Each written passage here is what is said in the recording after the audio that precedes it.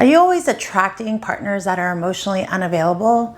People that will not even listen to your needs or even want to try to meet them? Well, today I'm going to talk about how you can stop attracting these emotionally unavailable partners and open your heart to real love.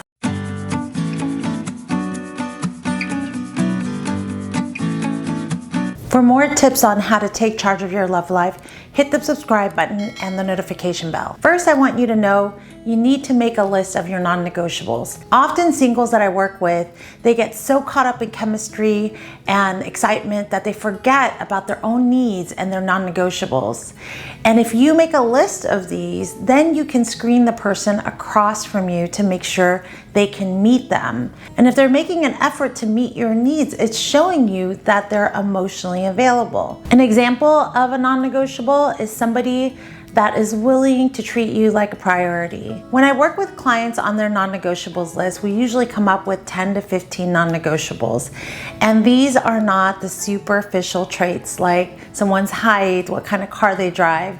No, it's actually core values that you must have in a relationship that will make you happy. Any person that shuts you down or belittles you is showing you that they are not emotionally available to meet your needs. Tip number 2 is for you to do your shadow work. So many singles I work with tell me that they know they're non-negotiables, but when push comes to shove, they end up negotiating things that are deal breakers for them. Why does that happen? Well, some of it could be inner child wounds. When they were younger, they were told that they were never enough. Something like that can translate to an adult thinking that they're not good enough to get their needs met in a relationship. So when I work with clients to heal their inner child, it allows them to start making decisions as an adult. And through that, they change the way they speak to themselves. They speak with themselves with compassion and self-loving statements that help them build self-confidence. When you boost your self-confidence,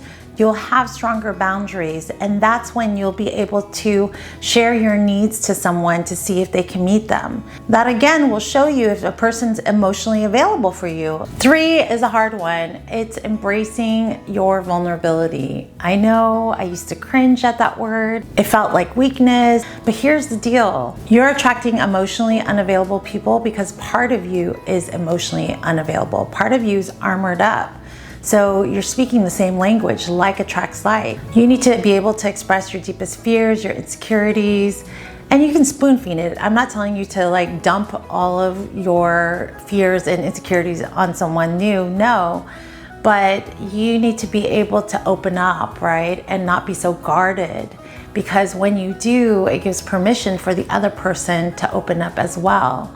Now, if I'm a person that is emotionally available and I see you armored up every time I go into something like a meaningful conversation or go deep, it's going to turn me off if I'm an emotionally available person, because I want to go deeper. I want to have meaningful conversations. I don't want to just keep it to the surface.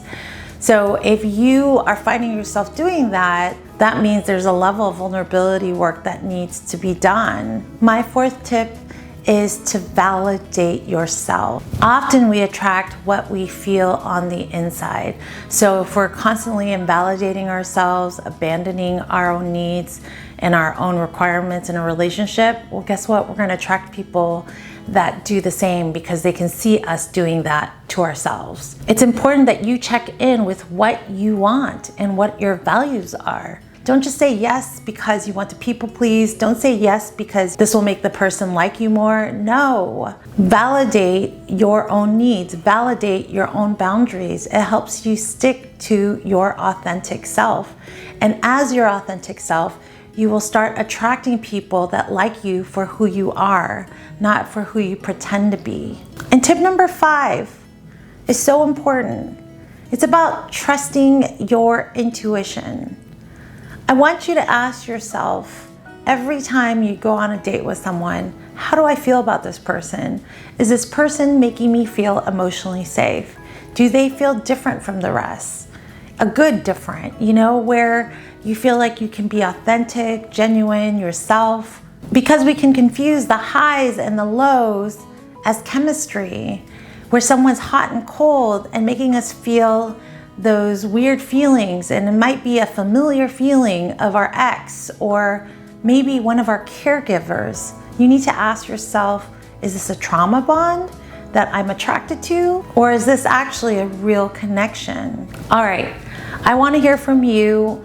Do you have any questions, comments? Leave them below. And if you need support on spotting an emotionally available partner, I'm here to help. Visit me at amythedatingcoach.com. I have private coaching, workshops there to help you, and I look forward to seeing you and meeting you. Thank you so much for joining me, and I'll see you in the next video.